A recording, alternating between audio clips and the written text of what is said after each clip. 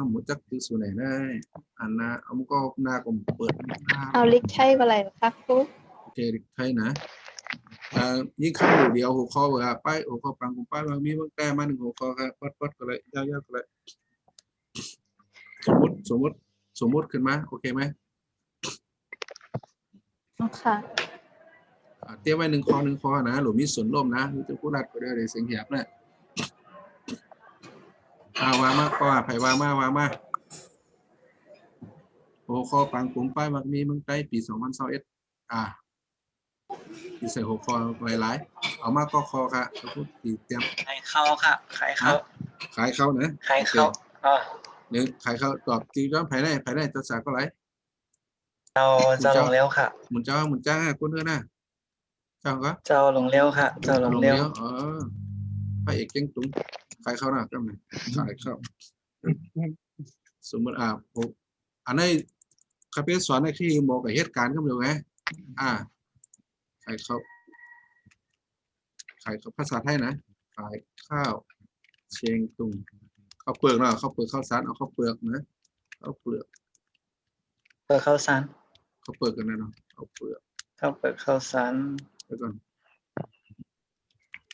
เปลือกและข้าวสารโอเคอะไรมาหนึ่งหัวข้อเอาไหนปันกลุ่มเนี่ยมาทางหนึ่งข้อพวกเพิ่มปันหัวข้อเนี่ยต้องดีแช่งอะไรนะแช่งหัวข้อป้ายหัวข้อป้ายการเห็นที่ซอยไส้ฮะใจอันนี้ตึกลาถึงว่าหัวข้อมีอะไรหัวข้อปังกลุ่มป้ายมักดีเมืองใต้ปี2021ขายข้าวกับค่ะเจ้าคู่ขายข้าวกาบเนาะ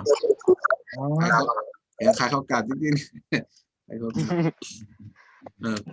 กันแต่เพราะว่าตัวในก็เพราะเขาเจ๊กที่ในก็ติดมาปัน1 2 3เลยนะเพราะติดก็เจ๊กในก็เดียวอะไรโอเค1มา2มาปันขายข้าวกาบเนาะขายบอกชื่อมาจำก่อนนะข้าวกาบนี่เขาว่าข้าวโพดโอเคเจ้ากรมลาค่ะกรมลาโอเคขายข้าวโพดกรมลาเนาะมอดิไทยผมจ้าหมอไม่ใช่ในคาเฟ่อะไรนะหมอมาเมืองไทยหรือมอดิไทยนะพูดมากล้าขายกับตึกขึ้นหนูค่ะตึกซอนหนูค่ะจะกู้ตึกซอนค่ะ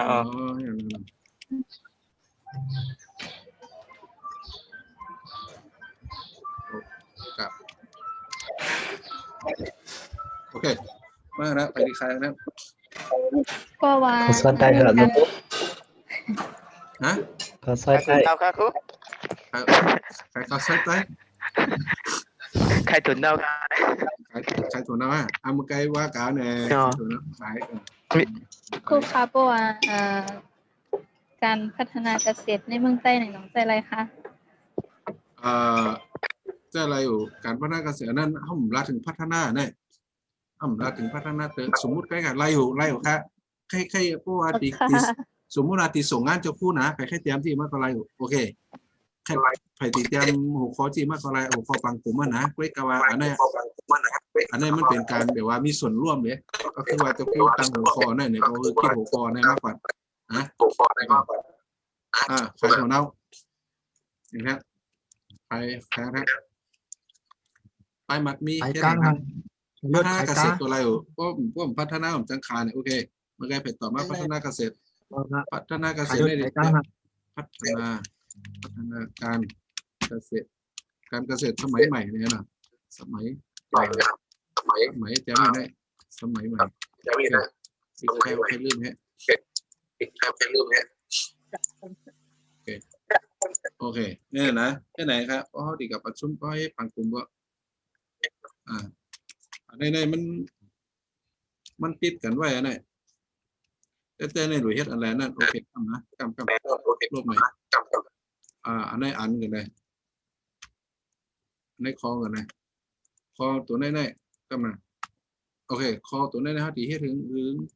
ใส่ในปันอินนะใส่ปอแต่ได้มันใส่นะก็เป็นปังกลุ่มแต่นะไปกะว่าเขาคือมันแตกต่างกัน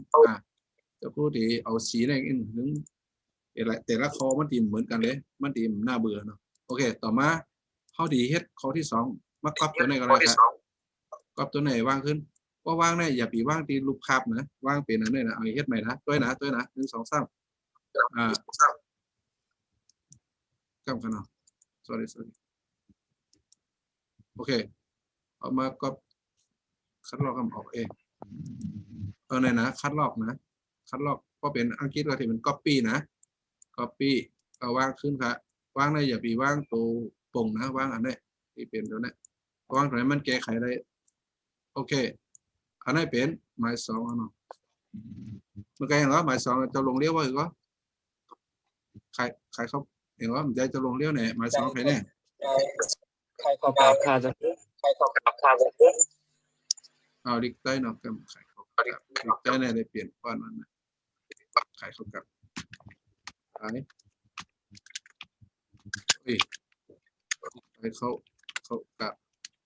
ดิกใต้มีหลายก้อนอ่ะมอว่าใจของกล้องใจของทางกล้องเนี่ยเพราะเมื่อพิมพ์มาล็อกเปลี่ยนนะผมก็เขาไปได้พิมพ์ดิกใต้พิตาเซโอเคอันนี้ได้เห็นไหมมันมีตัวแรงๆไล่อันนี้ที่เฮ็ดถึงเป็นซีรามิดได้เพราะซีรามาที่ไหนนะโอเคตัดเป็น จะเลยเต็มต้มขานั่นเจ้าครู เตรียมกันแล้วโอเคนะโอ้การบ้านได้หรือได้ส่งนะหรือได้มีหัวข้อการประชุมนะเพราะสุดเลยเหตุการณ์เต็มานที่ได้ว่าเหตุหัวข้อการประชุมมาของโลกเนี่ยที่ได้มาเหตุโอเคใครเขากลับโอเคกำแล้วคุณที่ปอกมาขึ้นนะเหตุพิษกับวางสีเหมือนกันเลยฮัตติมสีเหมือนกันโอเคตัวในแก้ไขได้ก็ไม่ฮัตติเติมสีนะค่าติดเติมสีตัวนี้นะเติมสีในอันที่ในตำแหน่งนั้นต้องอยู่ที่โฮมหรือว่าหน้าแรกแล้วก็มาที่ไหนครับที่เป็นกระป๋องสีไว้เอาสีอะไรดีวะขายข้าวกาบไม่เป็นสีนะข้าวกาบก็ซุปมาแน่สีเหลืองสีเขียวเอาสีนี่ดีกว่าเอาได้เลยไอ้สีนี่แหละเนาะว่าเฮ็ดที่ไหนยากก่อนเข้าไปอันตัดแป๊บนะตัดแป๊บเอาไปไม้โอเคขายข้าวกาบเพราะเขานำเสนอดิ่มหน้าเบอร์นะครับแม่เอามาทางอันก็ขายก็ไม่กล้าขายก็ hai tuần nào mà sáng ขายตัวเนานะขายตัวเนาก็นะขายตัวเนาโอเคเอากดให้กันนะ3ขายตัวเนาเป็นดิกใต้เนาะ